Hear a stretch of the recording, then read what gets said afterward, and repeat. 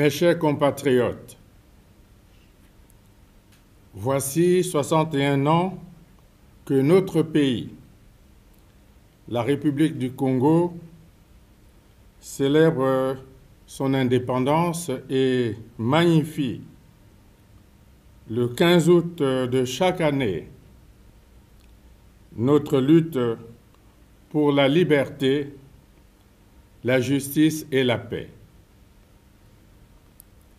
Un tel parcours impose un devoir de mémoire à l'égard des pères de l'indépendance qui avaient résolument entrepris la marche pour l'accession du Congo à la souveraineté internationale. En cet instant solennel, je voudrais adresser mes vives félicitations à notre peuple qui œuvre inlassablement à l'approfondissement de l'unité nationale, au raffermissement de la cohésion sociale et à la consolidation de la paix. Que les forces vives de la nation, en l'occurrence les organisations de la société civile, les partis politiques, les confessions religieuses, trouvent ici la réaffirmation de notre engagement indéfectible en faveur du dialogue constructif, de la tolérance et du vivre ensemble congolais. C'est aussi l'occasion de rendre honneur et un hommage appuyé à la force publique qui veille et sauvegarde chaque jour l'expression intangible et renouvelée de notre souveraineté. Mes chers compatriotes, nous célébrons les 61 ans de notre indépendance sans grande solennité, dans un contexte marqué par la pandémie de Covid-19. Face à cette grave crise sanitaire, sans accompagnement financier extérieur conséquent, nonobstant des appuis en équipement et en médicaments en provenance de quelques pays amis, notre peuple fait preuve de résilience remarquable. Ce sursaut national constitue, jusqu'à ce jour, un véritable rempart pour nos populations contre ce péril extrêmement meurtrier. Au plan mondial,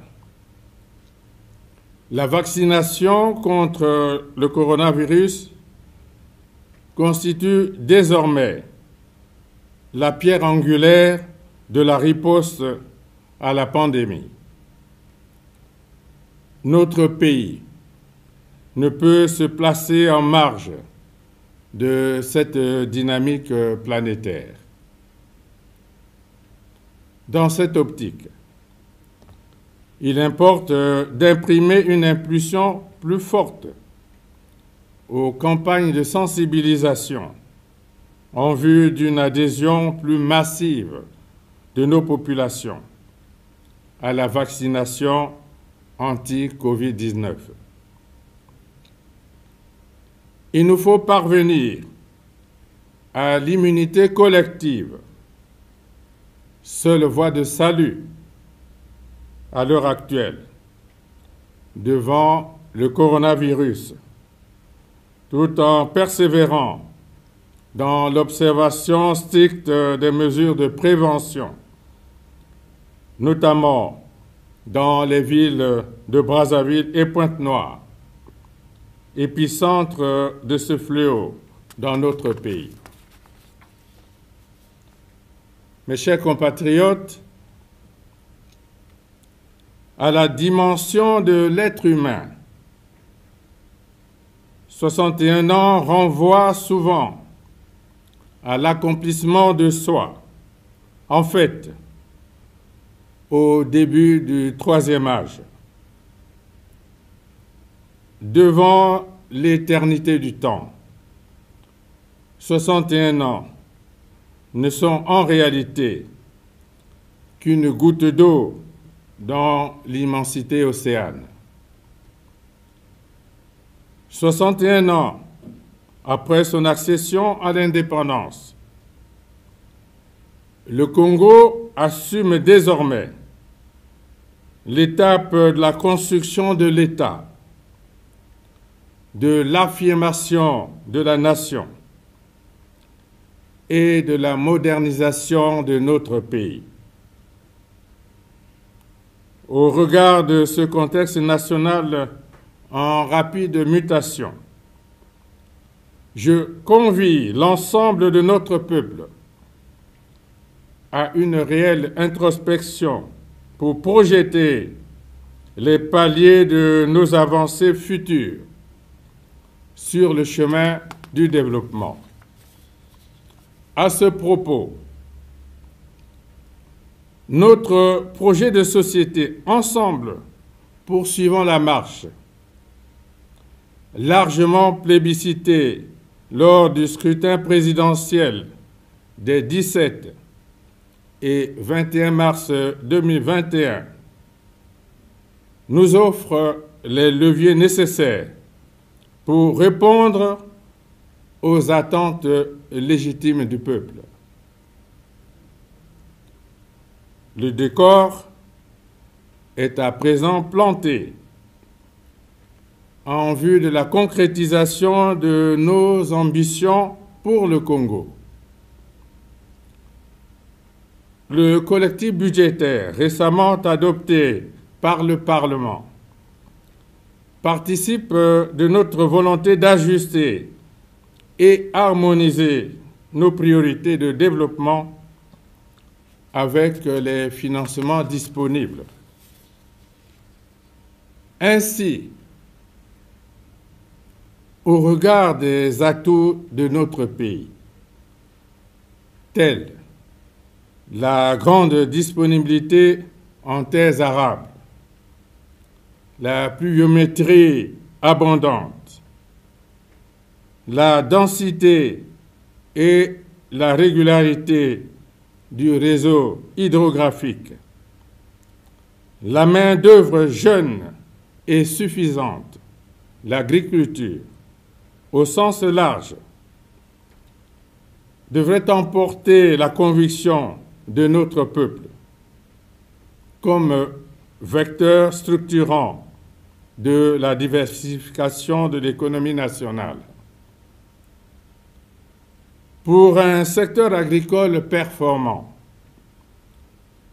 un changement de paradigme qui consacre l'évolution effective de l'état d'esprit et des mentalités au sein des populations s'avère nécessaire, notamment au niveau de la jeunesse. En effet, les options prises et les efforts déployés pour parvenir à un secteur agricole au diapason des objectifs visés, notamment en termes d'autosuffisance alimentaire, ont été souvent entravés par le peu d'intérêt des populations vis-à-vis de l'agriculture. Au Congo, sous l'ère coloniale, ou même après l'indépendance, l'agriculture était toujours reléguée en arrière-plan. les travaux agricoles n'attiraient guère les jeunes, qui se passionnaient plutôt pour les emplois de bureau, de préférence dans les rangs de la fonction publique, au point de contribuer de manière continue à l'amplification de la dépendance alimentaire de notre pays.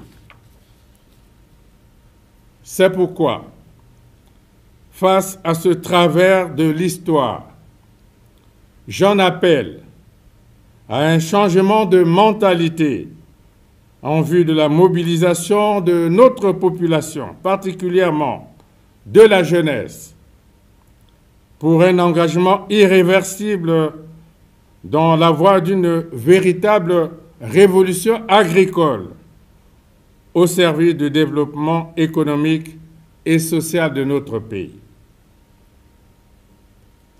Dans cet ordre, le Plan national de développement 2022-2026 concentrera des ressources d'investissement au financement des projets qui concourent à la diversification économique.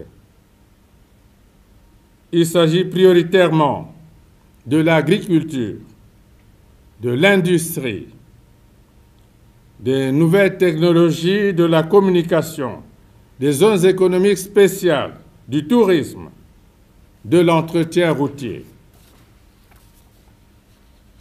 Mes chers compatriotes, l'espoir est donc permis. Le Congo enregistre actuellement un redressement progressif de son secteur hors pétrole. Le niveau de récession économique, estimé à environ moins 5% en 2020, s'établira autour de moins 1% à la fin de cette année. Notre pays poursuit sa marche en faisant face avec détermination aux défis de son développement. Pourtant, notre action ne pourra prospérer et atteindre les objectifs visés que dans la paix, le dialogue et le travail bien fait. Le Congo, notre patrimoine commun, ne sera en définitive que le résultat de notre engagement collectif dans l'édification de notre nation. Bonne fête de l'indépendance à tous. Vive la République, vive le Congo.